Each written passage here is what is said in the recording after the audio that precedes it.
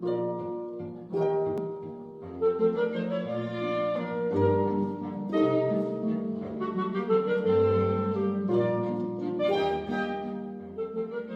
1 Million Pound Banknote by Mark Twain.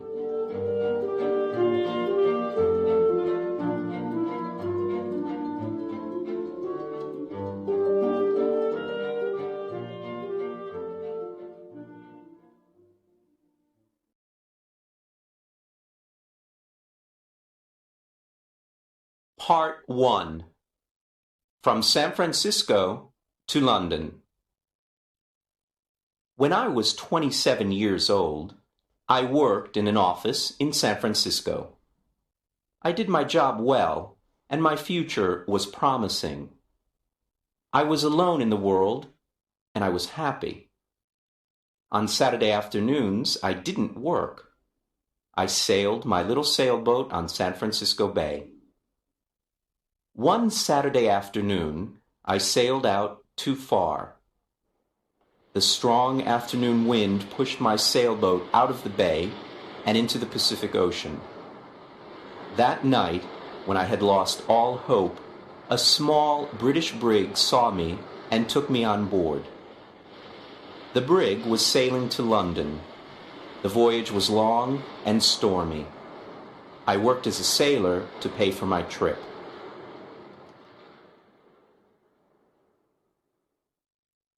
When I arrived in London, my clothes were old and dirty.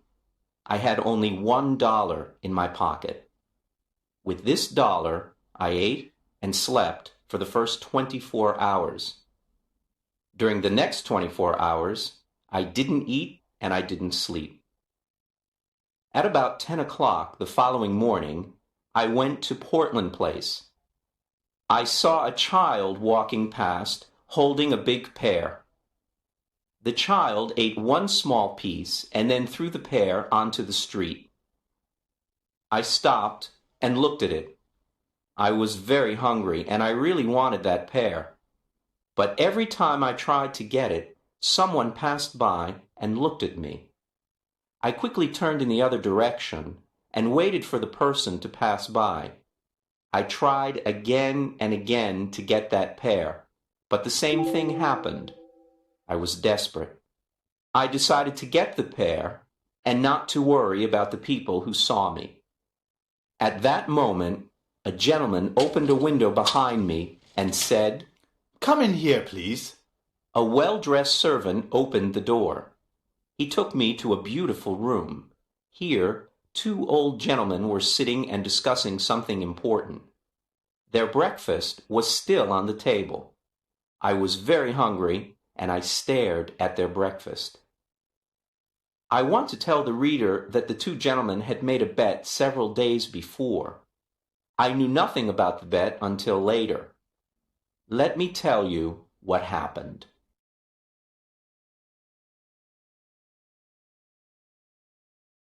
Part 2. An Unusual Bet. The two old gentlemen were brothers. For several days they argued about a very strange subject. They decided to end their argument with a bet, as the English usually do. The following was the subject of the bet. The Bank of England issued 2 banknotes of £1 million each for a public transaction with a foreign country. England used one banknote, and the other remained in the bank. At this point, Brother A said to Brother B, "If an honest and intelligent stranger arrives in London without a friend and without money, except for the £1 million banknote, he will starve to death." Brother B answered, "No, I don't agree." Brother A said, "If he goes to the bank or anywhere else to change this big note, the police will put him in prison. Everyone will think he stole it." They continued arguing for days, until Brother B said, "I'll bet £20,000 that the stranger will live for 30 days with the banknote and not go to prison." Brother A accepted the bet. He went to the bank and bought the £1 million banknote. After, he returned home and prepared a letter. Then the two brothers sat by the window and waited for the right man for the bet. They saw a lot of honest faces go by, but they were not intelligent enough. Several faces were intelligent, but they were not honest. A lot of faces were honest and intelligent, but they were not poor enough. Other faces were honest, intelligent, and poor, but they were not strangers. When they saw me from the window, they thought I was the right man. They asked me questions, and soon they knew my story. Finally, they told me I was the right man for the bet. I asked them to explain the bet. One of the gentlemen gave me an envelope. I wanted to open it, but he said, "No, don't open it now. Wait until you are in your hotel room. Then read it very carefully." I was confused, and I wanted to discuss the subject with them, but they didn't. I felt hurt because I was the subject of a joke. When I left their house, I looked for the pair on the street. It was gone. I was quite angry with those two gentlemen. Far from their house, I opened the envelope. I saw that there was money inside. I didn't stop to read their letter. I ran to the nearest eating place. I ate and ate and ate. At last, I took out the envelope with the money to pay for my meal. I looked at the banknote and almost fainted. It was a banknote worth $5 million. I was speechless. I stared at the banknote. The two gentlemen had made a big mistake. They probably wanted to give me a £1 banknote. I saw the owner of the eating place staring at the banknote too. We were both surprised. I did not know what to do or say, so I simply gave him the note and said, "Give me the change, please." The owner apologized 1,000 times. "I'm very sorry, but I can't change this banknote, sir." "I don't have any other money. Please, change this note," the owner then said. "You can pay for this food whenever you want, sir. I understand that you are a very rich gentleman. You like playing jokes on people by dressing like a poor man. You can come here and eat all you want, whenever you want. You can pay me when you want."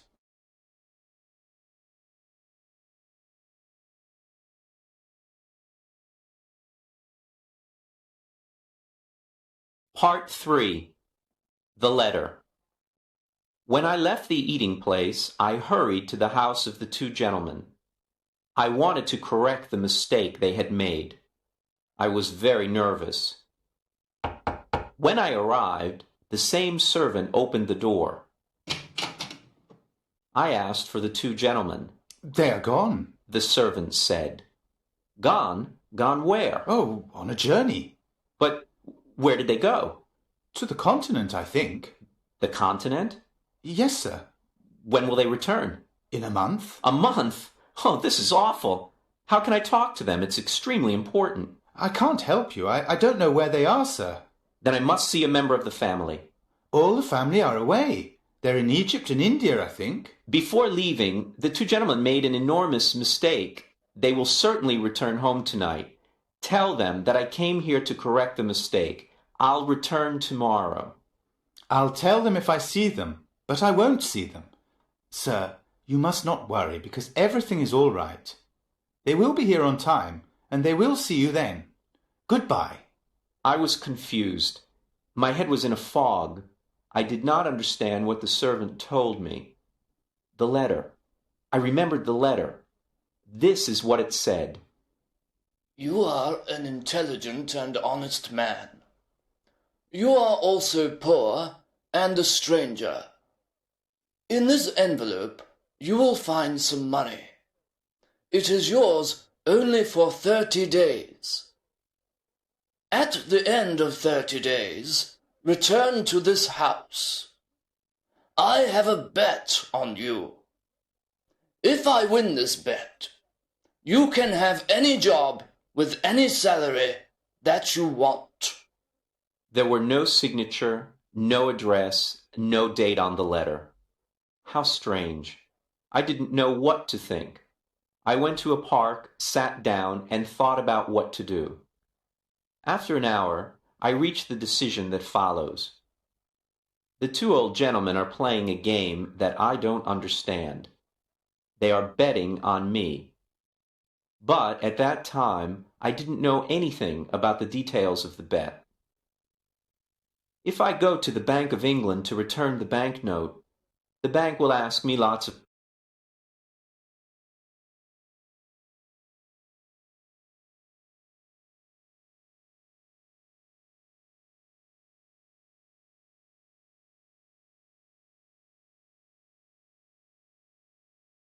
questions. If I tell the truth, no one will believe me. They will put me in an asylum. If I tell a lie, the police will put me in prison. I can't even give it to anyone because no honest person will want it. I can do only one thing. I must keep the bill for a whole month, and I must not lose it.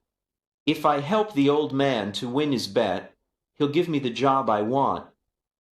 The idea of an important job with a big salary made me happy. With this exciting idea in mind, I began walking down the streets of London.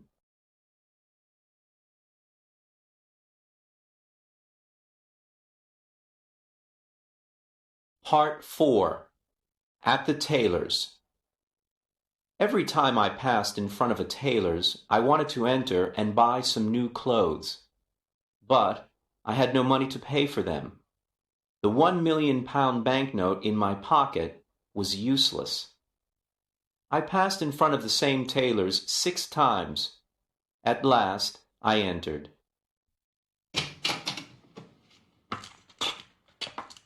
I quietly asked if they had an old, unattractive suit that no one wanted to buy. The man I spoke to nodded his head, but he didn't speak. Then another man looked at me and nodded his head. I went to him, and he said, "One moment, please." After some time, he took me to a back room. He looked at several ugly suits that no one wanted. He chose the worst for me. I really wanted a suit, so I said nothing. It was time to pay. Can you wait a few days for the money? I haven't got any small change with me. The man said, "Oh, you haven't?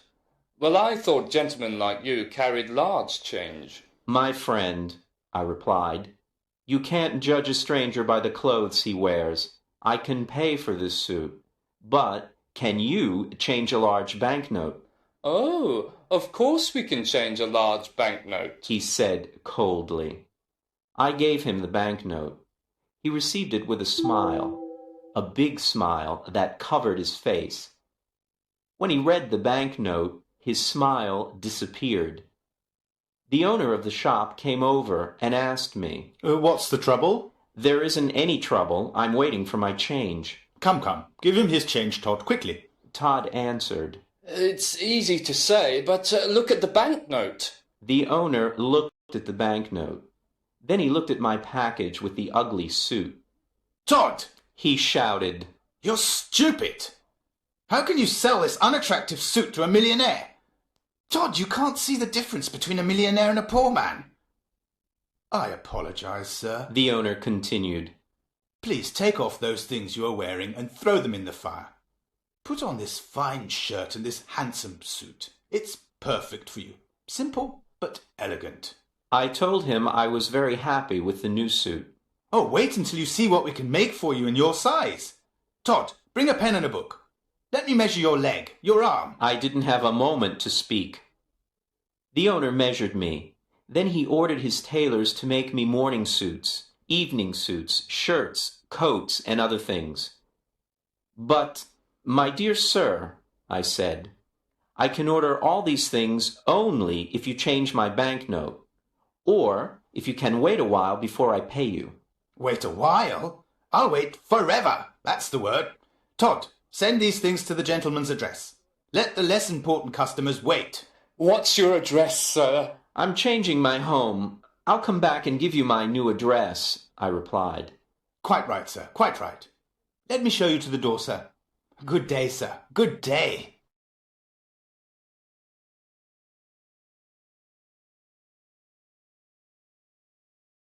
Part 5. The Poor Millionaire. The impossible happened. I bought everything I wanted without money. I showed my banknote and asked for change, but every time the same thing happened. No one was able to change it. I bought all that I needed and all the luxuries that I wanted. I stayed at an expensive hotel in Hanover Square. I always had dinner at the hotel, but I preferred having breakfast at Harris's simple eating place. Harris's was the first place where I had a good meal with my £1,000,000 note. That's where it all started. The news about me and my banknote was all over London. Harris's eating place became famous because I had breakfast there. Harris was happy with all his new customers. I lived like a rich, important man.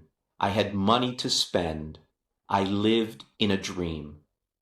But often I said to myself, remember, this dream will end when the two men return to London. Everything will change. My story was in the newspapers. Everyone talked about the strange millionaire with the £1,000,000 note in his pocket. Punch magazine drew a funny picture of me on the front page.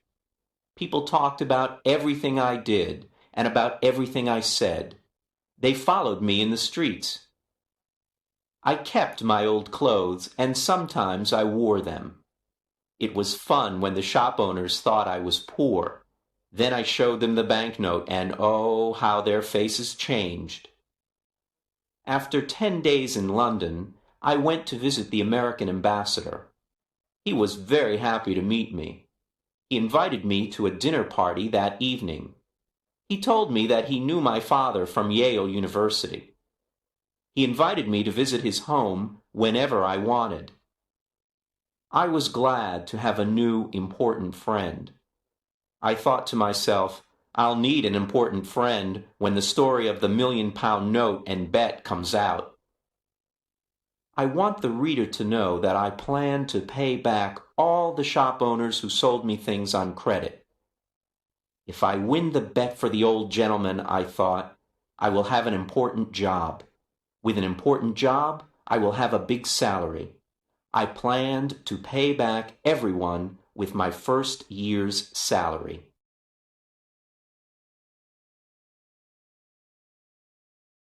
Part 6. The Dinner Party. There were 14 people at the dinner party. The Duke and Duchess of Shoreditch and their daughter, Lady Anne Grace Eleanor de Bohun, the Earl and Countess of Newgate, Viscount Cheapside, Lord and Lady Blatherskite, the ambassador, and his wife and daughter, and some other people. There was also a beautiful 22-year-old English girl named Portia Langham. I fell in love with her in 2 minutes, and she with me. After a while, the house servant presented another guest, Mr. Lloyd Hastings. When Mr. Hastings saw me, he said, I think I know you. Yes, you probably do. Are you the... Yes, I'm the strange millionaire with the £1,000,000 note in his pocket. Well, this is a surprise. I never thought you were the same Henry Adams from San Francisco. 6 months ago, you were working in the offices of Blake Hopkins in San Francisco. I remember clearly. You had a very small salary, and at night you helped me arrange the papers for the Gould and Curry Mining Company. Now you're a millionaire, a celebrity here in London. I can't believe it. How exciting. I can't believe it either, Lloyd. Just 3 months ago, we went to the Miners' Restaurant. No, it was the What Cheer restaurant. Right. It was the What Cheer. We went there at 2 o'clock in the morning. We had steak and coffee. That night we worked for 6 long hours on the Gould and Curry Mining Company papers. Do you remember, Henry? I asked you to come to London with me. I wanted you to help me sell the Gould and Curry Gold Mine shares, but you refused. Of course I remember. I didn't want to leave my job in San Francisco. And I still think it's difficult to sell shares of a California gold mine here in London. You were right, Henry. You were so right, It is impossible to sell these shares here in London.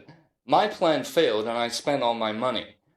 I don't want to talk about it. But you must talk about it. When we leave the dinner party, you must tell me what happened. Oh, can I? I really need to talk to a friend. Lloyd said with water in his eyes.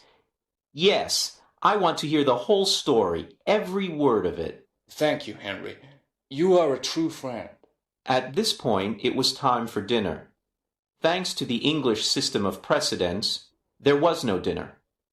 The Duke of Shoreditch wanted to sit at the head of the table. The American ambassador also wanted to sit at the head of the table. It was impossible for them to decide, so we had no dinner. The English know about the system of precedence. They have dinner before going out to dinner. But strangers know nothing about it. They remain hungry all evening. Instead, we had a dish of sardines and a strawberry. Now it was time for everyone to play a game called cribbage. The English never play a game for fun. They play to win or to lose something. Miss Langham and I played the game, but with little interest. I looked at her beautiful face and said, "Miss Langham, I love you." "Mr. Adams," she said softly and smiled. "I love you too." This was a wonderful evening. Miss Langham and I were very happy. We smiled, laughed, and talked. I was honest with her. I told her that I was poor and that I didn't have a cent in the world. I explained that the £1,000,000 note was not mine. She was very curious to know more. I told her the whole story from the start. She laughed and laughed. She thought the story was very funny. I didn't understand why it was funny. I also explained that I needed an important job with a big salary to pay all my debts. "Portia, dear, can you come with me on the day I must meet those 2 gentlemen?" "Well, yes, if I can help you," she replied. "Of course you can help me. You're so lovely that when the 2 gentlemen see you, I can ask for any job and any salary. With you there, my sweet Portia, the 2 gentlemen won't refuse me anything." Part 7. A $1,000,000 Idea. At the end of the dinner party, I returned to the hotel with Hastings. He talked about his problems, but I didn't listen to him. I was thinking about Portia the whole time. When we arrived at the hotel, Hastings said, "Let me just stand here and look at this marvelous hotel. It's a palace. What expensive furniture. You have everything you want. You are rich, Henry, and I am poor." His words scared me. I, too, was poor. I didn't have a cent in the world, and I had debts to pay. I needed to win the gentleman's bet. This was my last hope. Hastings didn't know the truth. "Henry, just a tiny part of your income can save me. I'm desperate," Hastings cried. "My dear Hastings, sit down here and drink this hot whiskey. Now, tell me your whole story, every word of it." "Do you want to hear my story again?" "But you never told me your story." "Of course I told you my story as we walked to the hotel. Don't you remember?" "I didn't hear one word of it." "Henry, are you ill? Is something wrong with you? What did you drink at the dinner party?" "Oh, Hastings, I'm in love. I can only think about my sweet Portia. This is why I didn't hear your story before." Hastings got up from his chair, shook my hand, and laughed. "I'm very happy for you, Henry. Very happy," he said, smiling. "I'll tell you the whole story again." So he sat down and patiently started to tell me his story. To make a long story short, The owners of the Gould and Curry gold mine sent Henry to England to sell the shares of the mine for $1 million. Any money he received over $1 million was his to keep. Hastings' dream was to sell the shares for more than $1 million and become rich. He had only 1 month to sell the shares. He had done everything to sell them, but nobody wanted to buy them. Then he jumped up and cried, Henry, you can help me. Will you do it? "Tell me how." Give me $1 million, and I'll sell you all the shares. You will be the new owner of the gold mine. Don't refuse. I didn't know what to say. I wanted to tell Hastings the truth, but then an intelligent idea came to me. I thought about it for a moment, and then calmly said, "I will save you, Lloyd." Then I am already saved. How can I thank you? Let me finish, Lloyd. I will save you, but not in that way. I have a better way.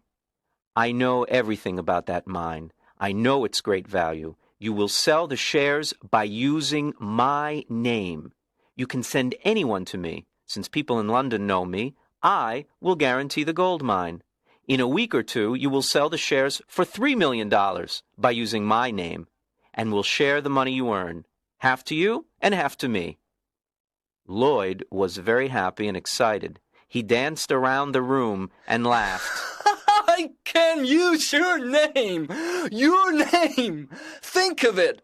The rich Londoners will run to buy these shares. I'm saved! And I'll never forget you, Henry.